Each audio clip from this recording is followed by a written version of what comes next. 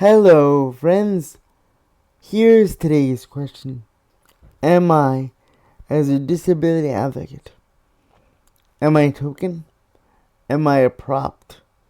Am I a fancy little pet to be paraded around to get some political agenda passed or to make organizations look good? Are disability advocates in general tokens for someone else's products? That's what we're going to talk about today on the Advocacy Life podcast. So stay tuned and hit the like button. Hello.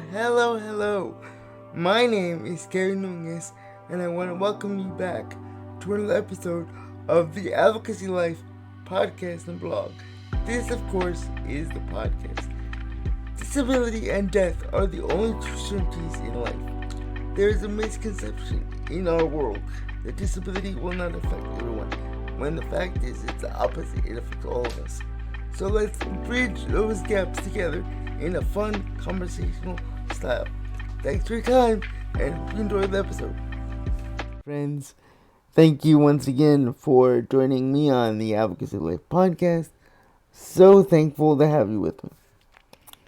Big question: are people like me tokens and feel-good products for America? Are people like me only there to inspire others? Are people like me only there to create illusions for society, for America? This is a really deep topic. It's really personal for me. So stay tuned. Okay, guys. As we all know, I've been blessed and fortunate enough to be in front of cameras and to be a highlight reel of disability advocates, or at least I've been used in several advocacy products. I have a whole page on my website of all the things I've done in the press for disability awareness in the last 10 or so years, or however long I've been doing this advocacy thing. First thing is first. I don't do this for me. There's no money in this at all.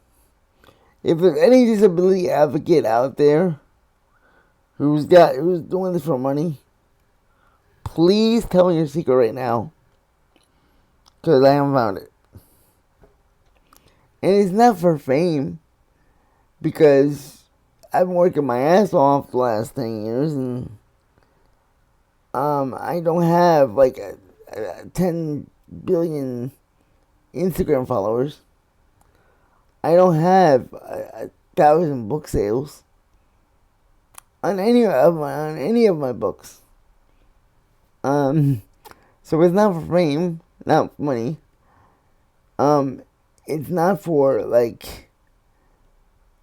anything grandiose, because I still live in a regular house in this case, New Jersey. It's not a mansion by any means. It's a very small house in the middle of suburban New Jersey. So it's not fame, it's not money, it's not even success, because if you measure success by what you've done on a tangible level, I really haven't done anything too tangible. I've published 2 books, I've made a handful of podcast episodes, and I don't even have I have less than 200 subscribers on Spotify. Don't even know how many are on any other podcast platforms. So it's not tangible success. It's not like a sexual thing, because there's no girls knocking out my door. So why do I do it? Why even bother? Better yet, why do people call me? Am I just a dancing monkey? This was something that was presented to me. This question was presented to me before I went to the State of the Union as a guest of Senator Andy Kim for New Jersey. I was basically told, you'll go, you'll have a great time, a great experience, but you're just going to be like someone's little pet, monkey there. Now, first of all, let's get the obvious out of the way. That hurt. Because people still don't get why I do what I do. The why is going to be covered at some point in this episode. Hang on. I wanted to first of all address Senator Andy Kim and his staff. Thank you guys for the opportunity. It was wonderful. It was one of the greatest experiences of my life. I'll do it again tomorrow if you want me to. Now, did I know going in there that most likely there was a 99% chance that HR 1 or the big beautiful bill was going to pass? Yes. Did I go in there to make myself feel good? I mean, it was a dream of mine, yes, but not for the reason you think it was. I spent over 10 years in a habilitation day program. For those of you who don't know, a habilitation day program is a place, it's daycare for adults. Put it that way. And these are the adults that no one likes to talk about, right? These are the ones that need the majority of care. They're most more nonverbal and they need constant medical attention. I spent over 10 years. I was basically a glorified volunteer / staff. I was used as the training module to train new staff on how to do transfers, on how to do toileting, that kind of thing. Now, while that hurt my ego a little bit, by a little bit I mean a lot, because I was basically put in there kicking and screaming because I couldn't go to college and I had nowhere else to go. If you want more about my college journey, go back a few podcasts ago and listen to that episode. Anyway, I had to basically learn that if I was going to advocate for others, I had to advocate for others first and then myself, which is why God put me there in the first place. I want you, if you're going to listen to this podcast, to do me a small favor, please. Put your shoes on the wrong feet. Put the left foot on the right foot and put the right foot on the left foot. I mean the shoes. Walk around a little bit. You might feel a little uncomfortable, might even laugh. But don't say a word. See how long it takes someone to notice what's wrong with you. So many times people have had behaviors, quote unquote, because of something simple like having the shoes on the wrong feet. Because it's not comfortable, is it? Try walking around all day with an uncomfortable pair of shoes. Or being a female and having an old female sanitation napkin that should have been replaced hours ago and you're still wearing it. One of the best feats of advocacy I've ever seen in my entire human life. And I'll remember this until the day I die.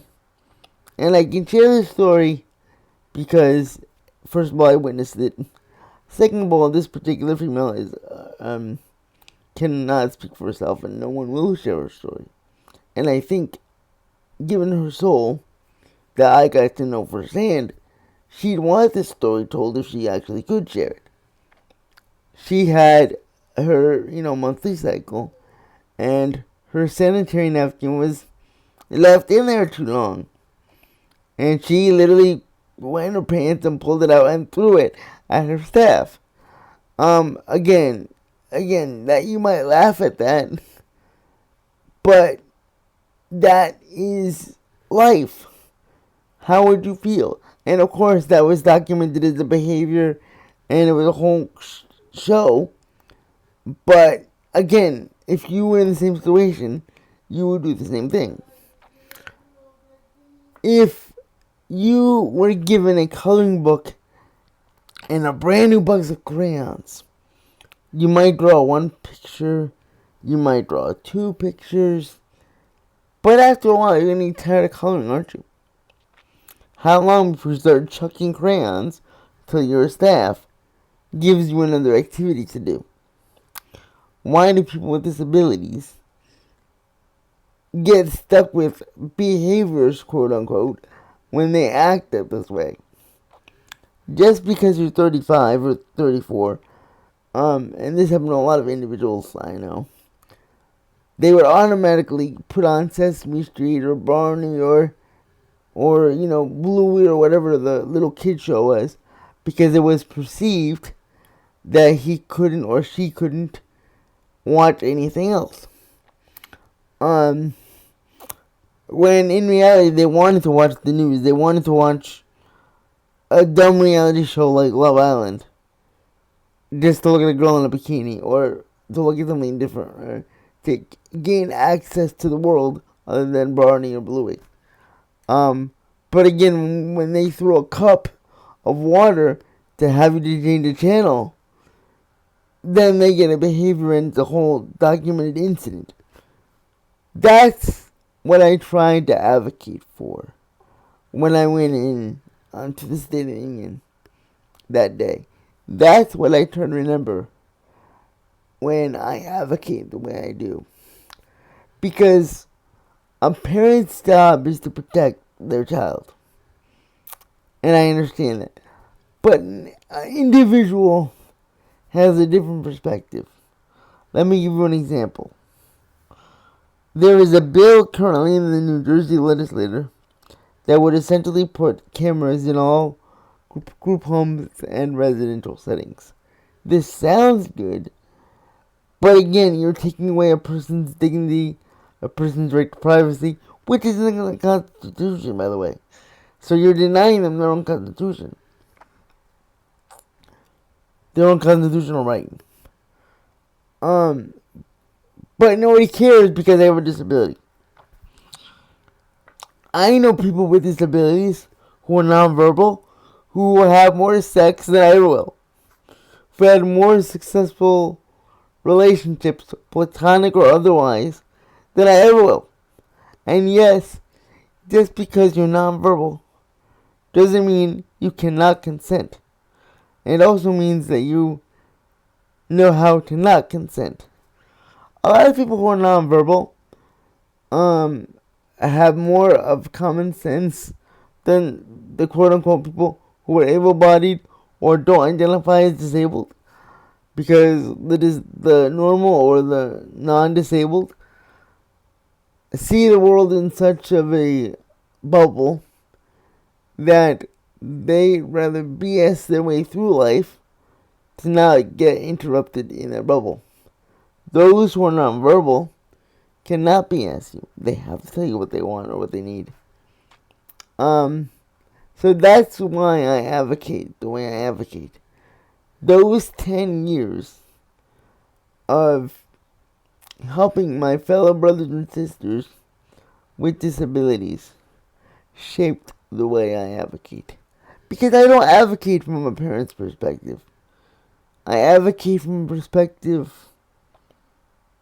of what would they want to say, what would they want to do. The switch shoes example I gave you earlier, I also gave to Amy Klobuchar, who is a senator from Minnesota. As I was exiting the State of the Union, I bumped into her. leaving the Capitol after Trump's speech. So I've shared that example with as many people as I can. I used to do staff trainings. That's one of the first things I would do with staff trainings, is I would purposely make them walk around for a good 10, 15 minutes if they piss me off. Just to get them to literally feel what it's like to walk in our shoes. If someone were to go into your house and put a camera in your living room, you would automatically call CNN. You would automatically call your local news station.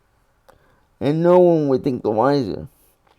But because they have a disability and may or may not have a certain condition, doesn't mean that they want a camera in their face. Now, I want to be perfectly clear. There are those with disabilities who do need cameras and do need high quality supervision and trained staffing. The key word there is trained staffing.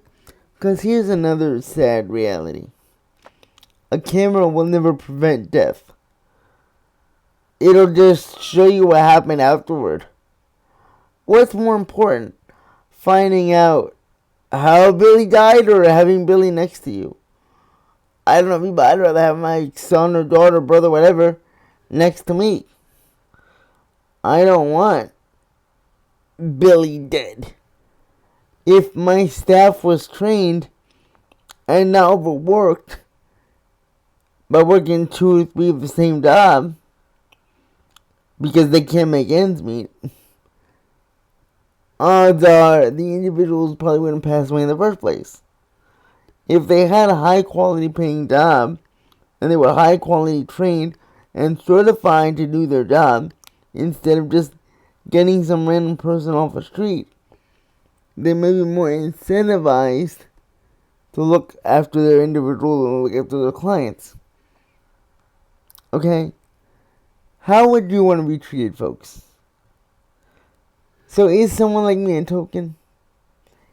I don't think I am, because I know I built relationships. I know when I walk into a room, I start building bridges and I start building connections. Thanks to God's grace and love, all the glory to Him, I'm the one people call now. Why? Because I take time to make those connections, to make those efforts, to go the extra mile. That's why it's so important to me why I do what I do. That's why people are like, oh my God, all you do is advocate. All you do is, talk about your disability.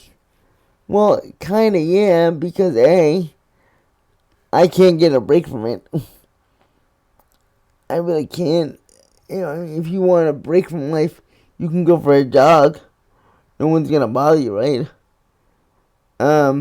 If you want to relax, you can lock the door and take a hot shower. No one's gonna bother you. I'm not gonna get up and walk. Not today, probably not tomorrow. Not on this side of heaven anyway. And I'm fine with that. My point is, ladies and gentlemen, is if you see me as a token, honestly, I really don't care.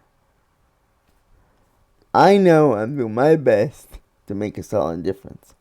I know I'm making my best to bridge the gaps that for the people that have been lost in the system. I know I'm making a difference, man. Hopefully one day you'll see someone like me in the world. And hopefully you'll go to a wedding of someone that's disabled. Hopefully in 20 years, people like me will be able to get married. Have good quality jobs. Not just be locked away in a workhouse. Not just the greeter at Walmart.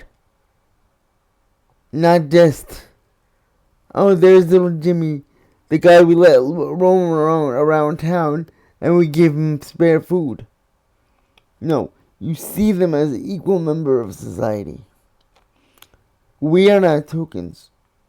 We are just the way you perceive us to be. You perceive token, so you see token. We have to break the mold every second of every day. It's exhausting, it's hard, but it's so worth it. Keep on rolling, keep on living.